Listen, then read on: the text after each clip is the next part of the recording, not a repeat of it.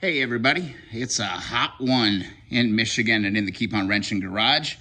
Just want to do a quick walk around as it sits, the 1971 CB100. I'm excited about this one. This is honestly one of the most clean and ready to roll motorcycles that I've ever purchased. I mean, this is a very different situation than what I am used to. This rim looks incredible. And this muffler isn't gonna take much to clean up. I went down underneath the whole thing. There ain't a hole in this muffler.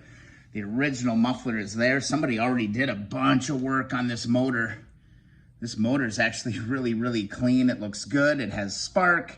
It actually ran. The carb probably needs to be gone through on it, and the battery needs a big charge. But let's just kind of take a little walk around. Look, the freaking side cover is there as well.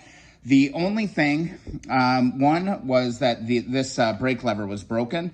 I had one downstairs, so I went and grabbed one. So done, fixed already. And we got a headlight bucket that's cracked out here. So I'll probably be in the market looking for another one of those. It has been repainted, but it was painted pretty damn well.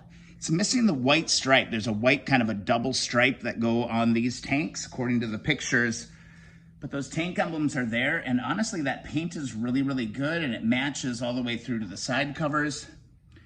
Shoot, original shocks with the red color on them too, I think. Unless that was painted, I'll have to refer to some pictures to see what the deal was there. Header pipe, not bad. Little bath and evapor-rust, some WD-40, 4.0 steel wool. Probably clean that right up. The freaking muffler alone blew me away. Let's go over here, take a look. Rear light is 100% intact. And taking a look at this fender, not bad. This is beautiful. Seat has seen some better days, but this is an opportunity for a video in the future to, you know, reskin or reupholster a seat. For some reason, there are no bolts for the seat. Same situation with the 125, but as we get down underneath, this is nothing. We can do this.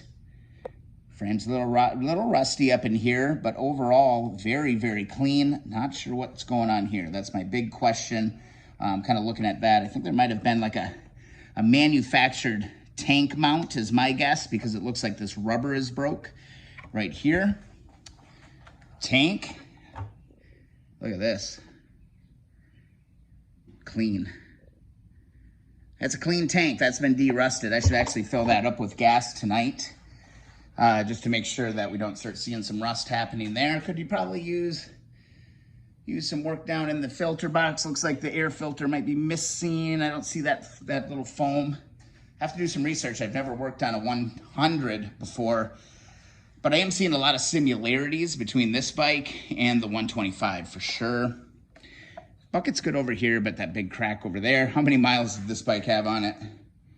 7,013.9 miles on this bike. Look at that gauge. The gauge is, shoot. Got a little bit of overspray. Got a little bit of overspray on that gauge. We'll clean that. We'll fix that up. Original cables. Have to put some new adjusters in. Let's see. Front fender's a little dinged up. A little bit of ding. But I don't really mind it. This is all character stuff. As long as it's clean, we can straighten this out. Looks like there's a little bend in that, but overall, take a look at this rim. That is nothing. I mean, seriously, a bath in evapor-rust, you know, just like we've done many times on the channel, is going to solve that one. But damn, look how cute this is. And the paint is in great shape. They painted everything. Really nicely done. A little bit of touch-up could be done. Looks like there might be a strip bolt there, but even like, let's get in on the details here. Our signals, not bad. That's totally doable. It's not like bubbling. And look at that, I just like wiped off that rust with my hand. This baby's complete, man. How the rear one's looking. Rear one's, this one's a little bit bubbled here, but the post looks good. Post looks fine. Can find a replacement for that. I wish the battery was charged. I need to get a 6-volt battery charger or a trickle charger and recharge the battery. He said he put a new battery in it. but it's dead. We did hook up a little charger to it before I bought it, and she ran. So here, let me hit the key. Maybe a miracle will happen, but kicks over.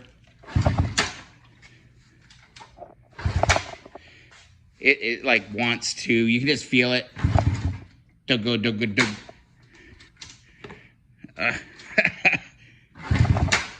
Yeah, get this baby on a charger, and I think it's gonna be in great, great shape. So this is a 1971 CB100 chain guard. That's gonna clean up. That is absolutely nothing. Look, hey, it has a trickle charger connector on it.